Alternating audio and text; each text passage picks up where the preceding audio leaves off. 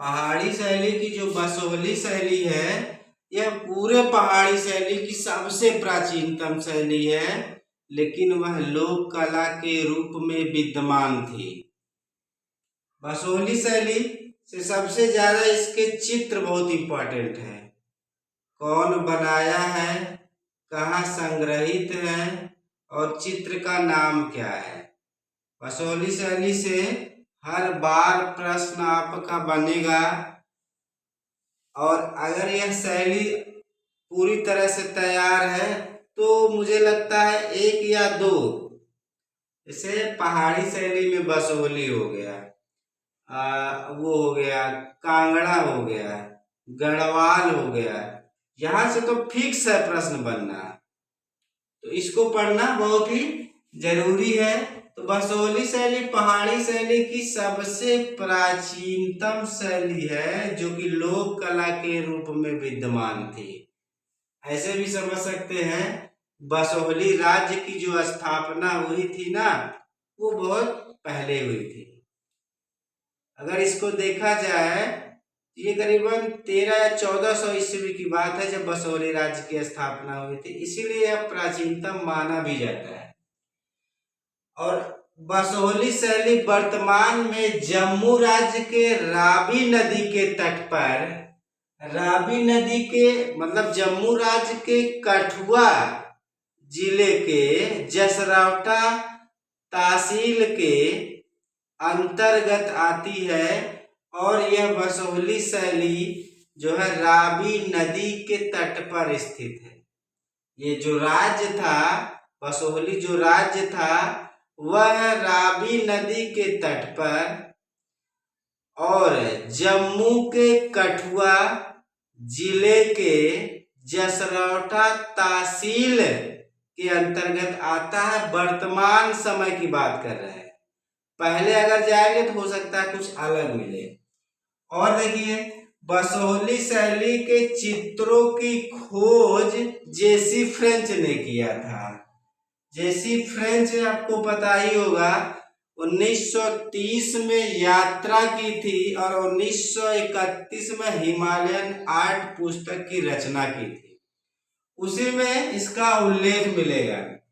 तो बसोहली राज्य की स्थापना भूपत पाल ने की थी, लेकिन बसोहली राज्य में जो चित्रों का बीजारोपण किया था वो जो है कृष्णपाल ने किया था, और राज्य की स्थापना भूपत पाल ने की थी। और जब भूपत पाल ने इसकी स्थापना की तो चित्रों का बीजारोपण जो कृष्णपाल ने किया था, तो इन्हीं के शासन काल में भानुदत्त ने एक साहित्य लिखा था जिसका नाम है रसमंजरी। तो रसमंजरी के यह 3 चित्र बनाए गए, और यह 3 प्रतियां जो बनी है वह वर्तमान समय में भारत कला भवन वाराणसी में संग्रहित है।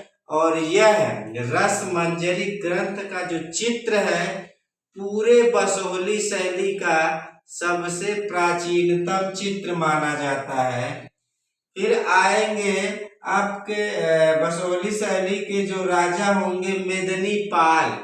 बसोहली शैली के राजा मेदिनी पाल ने शीश महल और रंग महल इमारतों का निर्माण करवाए थे, और इन्हीं के शासन काल में गिरि गोवर्धन नामक प्रसिद्ध चित्र बना था।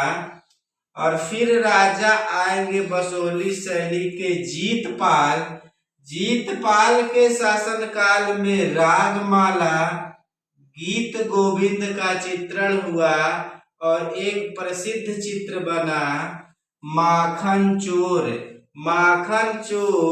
जो जीतपाल के शासन काल में बना है। यह पूरी बसोहली शैली का सबसे प्राचीनतम चित्र है।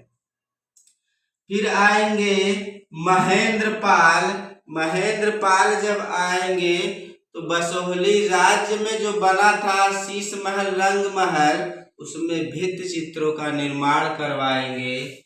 फिर आते हैं हम लोग बसोहली शैली का चित्रण विषय। बसोहली शैली में सबसे प्रमुख या सबसे ज्यादा भगवान श्री कृष्ण के बाल्यावस्था का चित्रण यानी कि वैष्णव धर्म का चित्रण हुआ।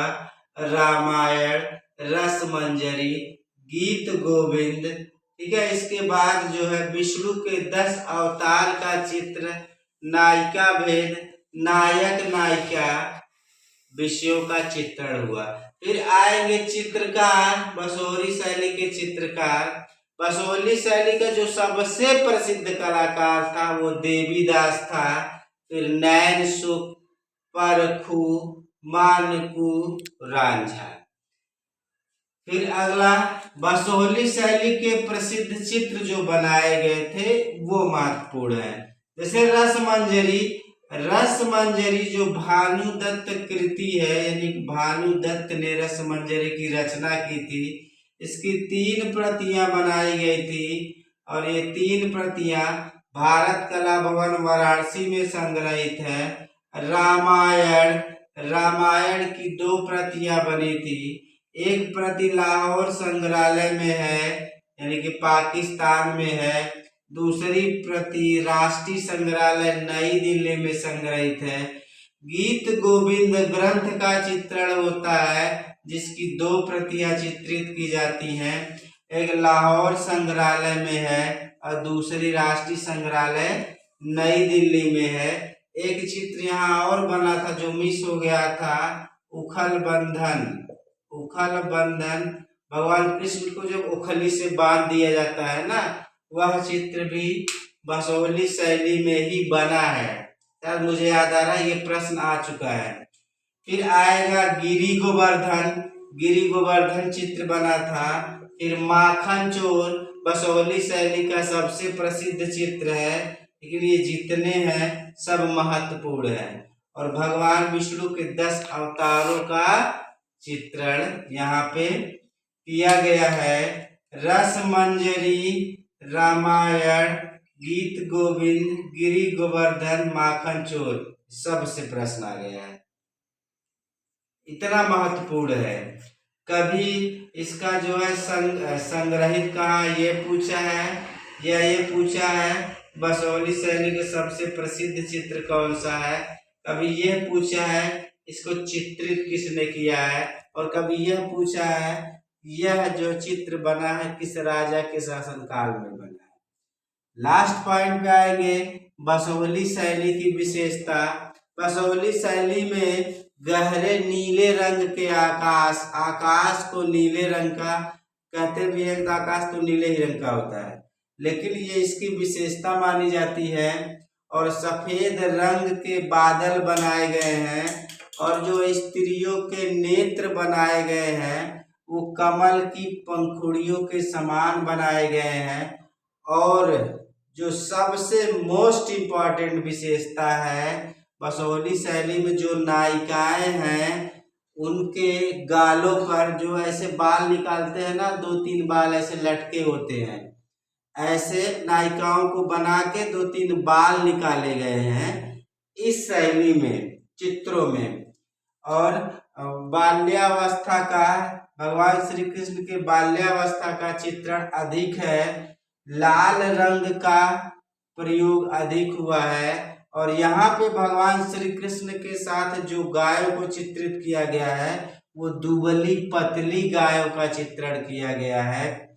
और यहाँ पे जो राक्षसों का चित्रण किया गया है, राक्षसों को भी गहना पहनाया गया है। और यहाँ पे जो पक्षी बनाए गए हैं वो बंद पिंजड़े में पक्षियों को चित्रित किया गया है। ये हो जाएगी विशेषता। बसोहली शैली पहाड़ी शैली की सबसे प्राचीनतम और इम्पोर्टेंट है। अगर कांगड़ा के बाद अगर देखेंगे तो बसोहली का ही स्थान आता है। इसको जरूर पढ़िएगा और पढ़ने के बाद एकदम क्लियर कट याद होना चाहिए। यहाँ से प्रश्न आए तो गलत नहीं होना चाहिए।